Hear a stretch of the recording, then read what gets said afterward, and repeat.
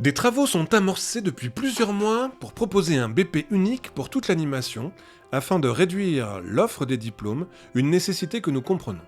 Cependant, concernant la mention animation sociale, des enjeux majeurs échappent aux acteurs de cette potentielle réforme. Nous avons toujours défendu la position de diplôme interministériel pour réduire le nombre de qualifications.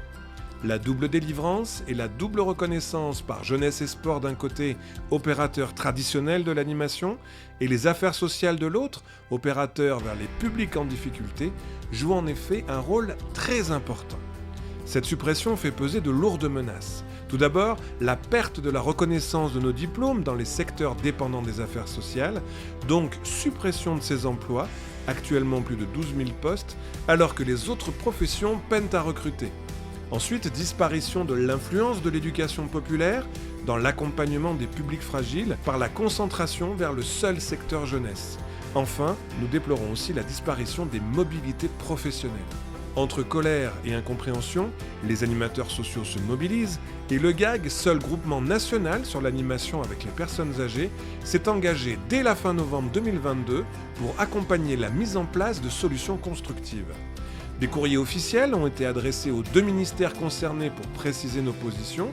Puis, le 29 novembre, Pauline Alain, Bernard Hervy et Cédric Paris ont officiellement annoncé le lancement d'une pétition demandant le maintien des diplômes interministériels de l'animation sociale. Le GAG souligne son ouverture à toute forme de coopération et de construction avec les ministères concernés pour sauver un métier qui démontre au quotidien comme en période de crise sa pertinence et son efficacité. Un mois et demi plus tard, les avancées sont positives. Les deux ministères nous ont répondu et des rendez-vous sont prévus. La pétition, quant à elle, obtient d'excellents résultats. Au 12 janvier, nous comptions 840 signataires. De nouveaux contacts sont aussi pris ces dernières semaines et ils s'intensifient au fil des jours. Quel rôle pouvez-vous jouer ? Si vous ne l'avez pas encore fait, signez la pétition.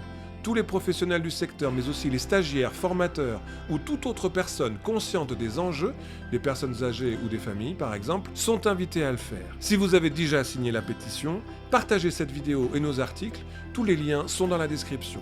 Enfin, si vous êtes à la tête d'une organisation qui souhaite soutenir notre démarche, prenez contact avec nous via le mail qui s'affiche sur votre écran. Vous pouvez compter sur le GAG pour défendre ces diplômes et nous comptons aussi sur votre mobilisation. À très bientôt.